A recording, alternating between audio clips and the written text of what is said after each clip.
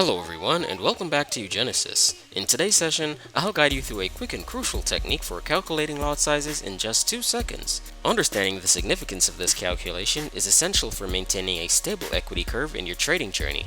By consistently managing your risk, you set the foundation for gradual growth in your trading account. And let's skip external tools like spreadsheets and jump right into the fastest method on your MT5 platform.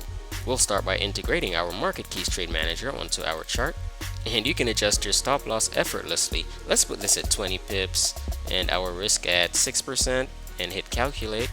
And you can see how swiftly it computes the lot size for us. We have a total of 6.47 lots. Equipped with this lot size, you can make well-informed decisions when entering trades. Clicking on sell reveals this graphical representation on the chart, and here you can fine-tune your stop loss, your target, and also your risk to reward ratio.